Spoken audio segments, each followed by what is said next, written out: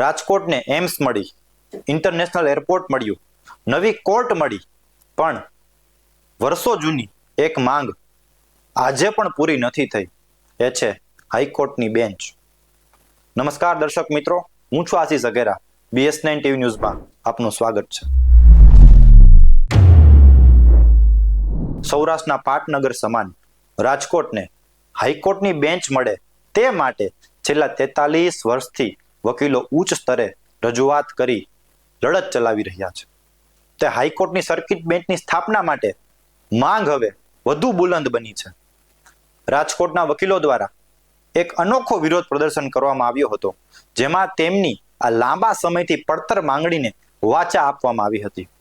Court પરિસરમાં મોટી સંખ્યામાં એકઠા થયેલા અગ્રણી વકીલોએ હાઈકોર્ટ સર્કિટ બેન્ચની સ્થાપના માટે જોરદાર સૂત્રોચ્ચાર કર્યા હતા. આ વિરોધ પ્રદર્શનમાં ખાસ કરીને શંખ વગાડીને અને નારિયેલ વધેરીને એક અનોખી રીતે પોતાની માંગ રજૂ કરવામાં આવી હતી. રાજકોટના વકીલો શું કહી રહ્યા છે, આવો સાંભળીએ. આજે શ્રાવણ મહિનાનો સોમવાર 11 તારીખ 111 શ્રીફળ વધેરી અને સૌરાષ્ટ્રને હાઈકોર્ટની બેન્ચ મળે એના માટેના શ્રી ગણેશાઈ કરવામાં આવેલ છે. આજે રાજકોટના તમામ સિનિયર જુનિયર એડવોકેટોએ આ ચળવળ શરૂ કરેલ છે. એમાં રાજકોટ આજુબાજુના તમામ જિલ્લાઓ તાલુકાના એડવોકેટો બધા હાજર રહેલ છે. એને પણ આ ચળવળને છે એ સમર્થન આપેલ છે. જે રીતે હાઈકોર્ટની બેન્ચની માંગને લઈને વિવાદ પણ જોવા મળ્યો હતો, આ વિવાદનો અંત આવ્યો ખરી? વિવાદમાં બીજું કંઈ જ નથી. વિવાદમાં માત્ર જુદા જુદા બાર એસોસિએશન છે, એના હોદ્દેદારો અને અમુક સિનિયર એડવોકેટો છે જે ખરેખર રાજકોટ બાર એસોસિએશન માટે કંઈક કરી છૂટવાની ભાવનાવાળા છે, એવા લોકોનો સમાવેશ કરવામાં નથી આવ્યો.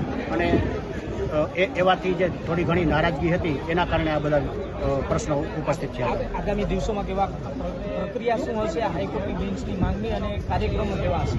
આજથી શરૂઆત કરવામાં આવેલ છે. આ અમારો અવાજ છે આજે આપના માધ્યમથી અમે સરકાર સમક્ષ નામદાર હાઈકોર્ટ સમક્ષ મૂકેલ છે.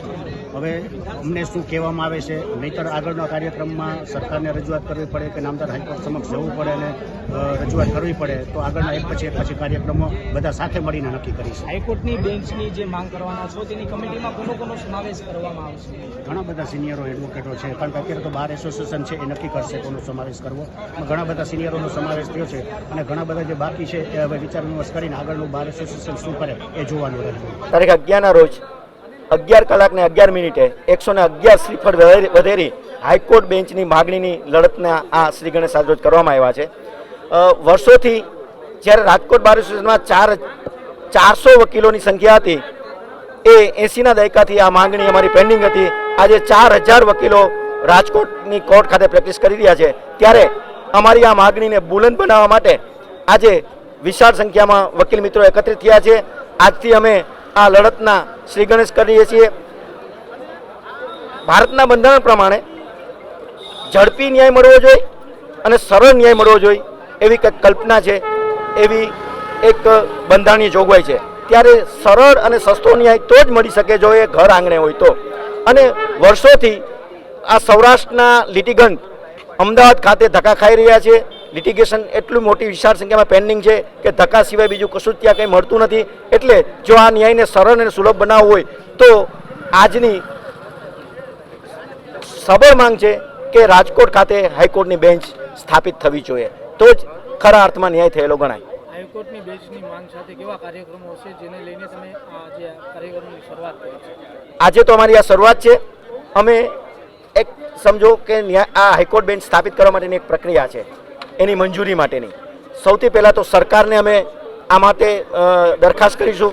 સરકાર હાઈકોર્ટને રજૂઆત કરશે, અમે પણ હાઈકોર્ટને રજૂઆત કરીશું અને આ સંકલન છે એ કેન્દ્ર સુધી લઈ જશું અને સુપ્રીમ કોર્ટ અલ્ટિમેટલી આના માટે મોહર મારતી હોય છે. એટલે જે આખી પ્રક્રિયા છે એ પ્રક્રિયાની તમામ કામગીરી અમે વિગતવાર હવે પછી કરીશું. વકીલોની આ માંગણી ક્યારે પૂરી થશે? રાજકોટમાં હાઈકોર્ટની સર્કિટ બેન્ચ ક્યારે કાર્યરત થશે? સૌરાષ્ટ્રના તમામ ધારાસભ્યો આગામી વિધાનસભા સત્રમાં આ મુદ્દે રજૂઆત કરશે કે કેમ? BS9 TV ન્યૂઝ, સત્યની સાથે સત્યની ખોજ.